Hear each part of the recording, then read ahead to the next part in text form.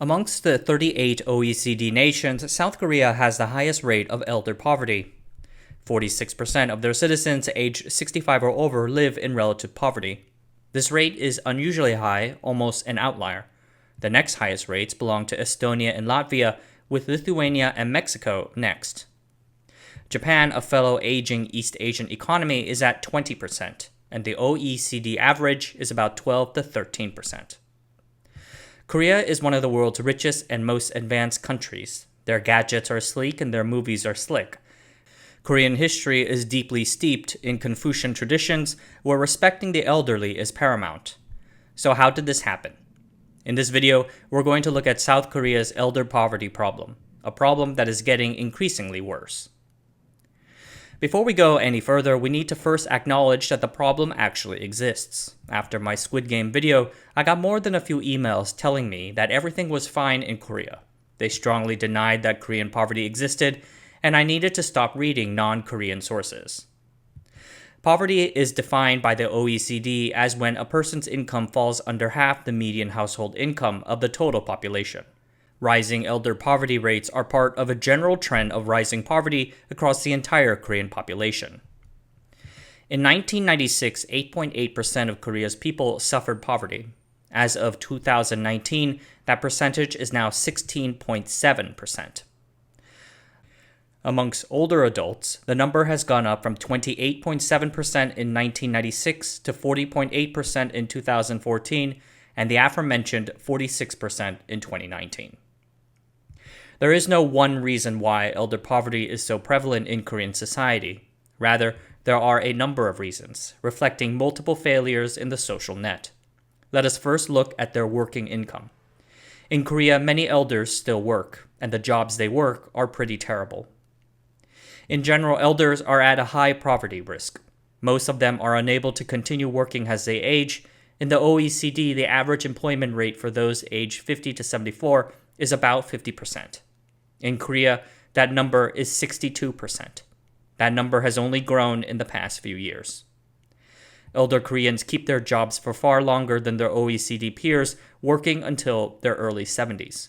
Some 33% of the country's population aged 70 to 74 are still working, over twice as high as the OECD average of 15%. This is in part due to early retirement policies that saw most workers leave their jobs in their 50s. But upon retiring from their main career, Korean seniors often experience a drastic drop in income, a drop serious enough to force them to start a second career, one that can last another 20 years or longer. Now, work participation among seniors is not necessarily a bad thing.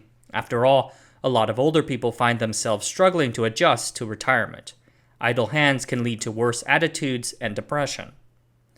The problem is that many Korean elders work because they must. In a 2016 study, nearly 60% say that their primary reason for working is to earn living costs. Less than 10% say they do it to stay occupied or to stay healthy. Furthermore, the quality of the work accessible to them is very poor. Because many of these people came of age in a different time, they are not well educated. Less than 20% of them have a university degree as of 2016. Thus, many of them are only qualified to hold low-wage and low-skilled jobs. In other words, jobs of a precarious nature, mostly in the service sector, which means retail, transportation, accommodation, restaurants, and business facility management. They work longer hours than their peers, but mostly in part-time or temporary jobs, which they don't stay in for very long. 33% of elders aged 55 to 64 hold down an individual job for less than a year. They are your street vendors, disinfection service providers, security guards, and cleaners. These are not jobs that a retired person looking to keep themselves busy would take.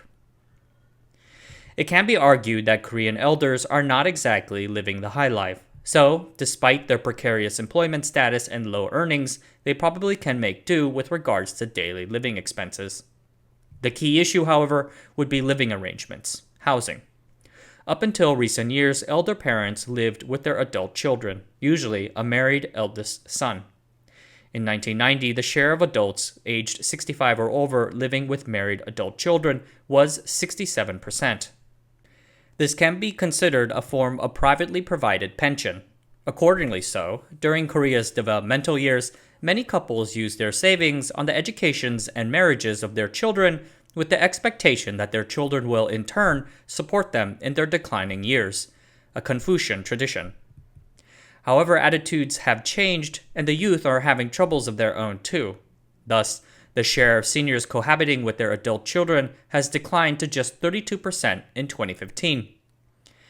And the percentage of older adults living apart from their children went up from 17% in 1990 to nearly 60% in 2015.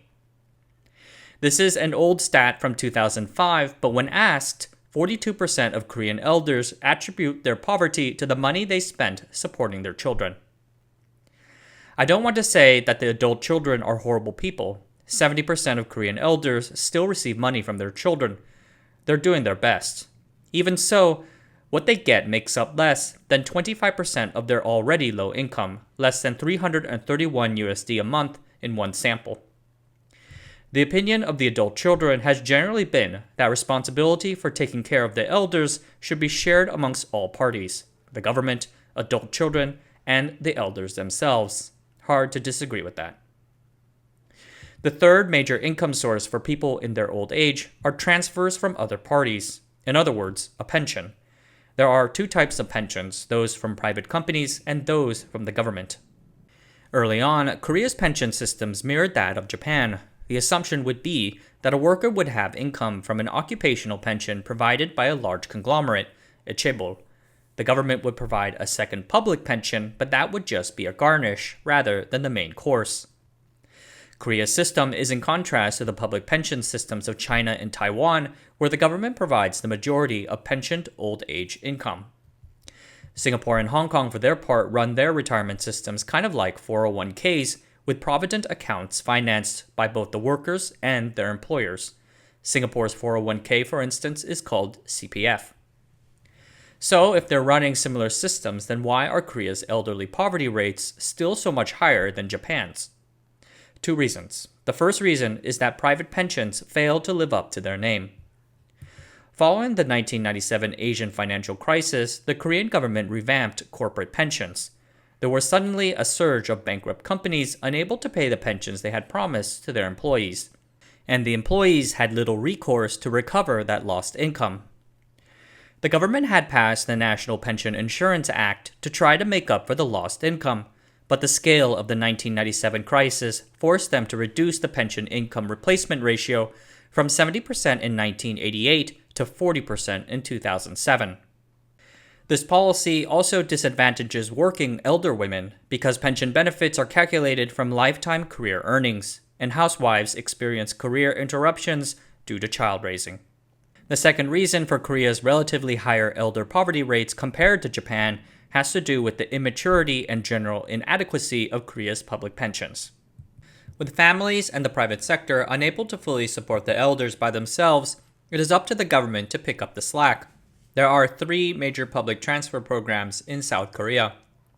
The National Basic Livelihood Security, which has provided cash and in-kind benefits since 2000. The National Pension Scheme, first introduced in 1988, is the country's major social insurance scheme, and a tax-financed pension called the Basic Old Age Pension Scheme, or BPS. It is not funded by contributions and has been around since 2008. As of 2021, it has provided about $252 USD a month of supplemental income.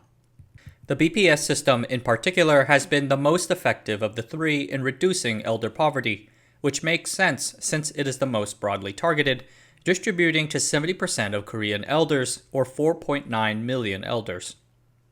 The major problem with these programs is that they only provide a modest level of income. The impact is not big enough to affect the overall poverty level. And as Korean society continues to age, the government will have an increasingly harder time finding the money to fund it. The military personnel and government employees' pensions are already in a deficit. Japanese pensions have had more years to mature and develop, which is why Japanese elderly are able to receive 80% of their income from pensions. Korea's rapid development has not given it enough time to do the same.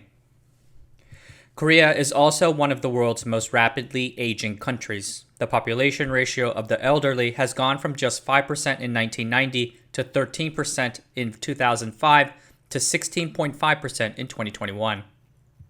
Furthermore, it is estimated that by 2050, 43.9% of the country will be elderly people. This aging trend is mostly driven by a decline in fertility. In other words, there are not enough young people being born. South Korea's total fertility rate has not gone above 1.3 since 2002. And the speed with which that fertility rate has crashed is frightening. This is worsened by underemployment dynamics in what remains of the South Korean youth population.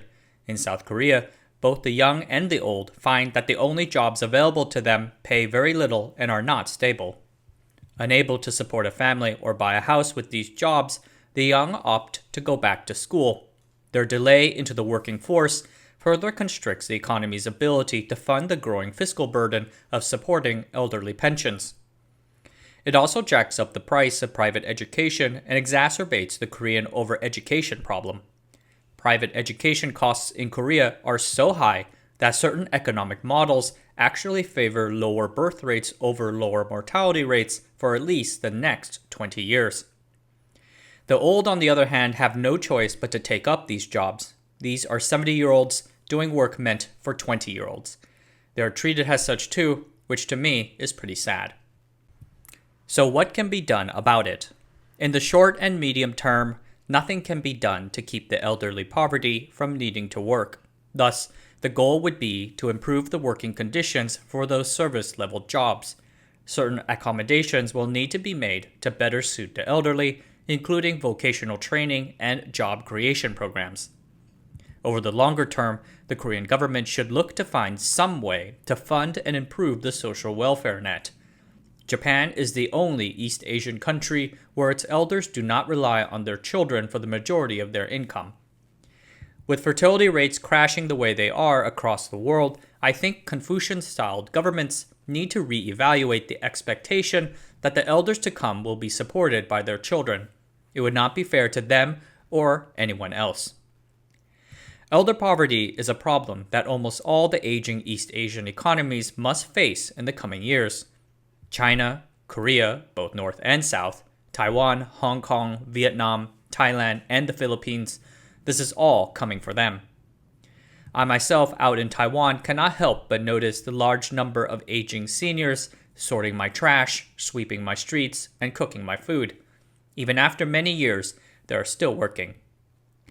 I know the concept of retirement is a relatively recent one, but if you ask me, this is no way to treat the people who have built up the country to what it is today. Yet, the situation is complicated, and the simple solutions are fiscally unsustainable. Alright everyone, that's it for tonight. Thanks for watching. Subscribe to the channel, sign up for the newsletter, and I'll see you guys next time.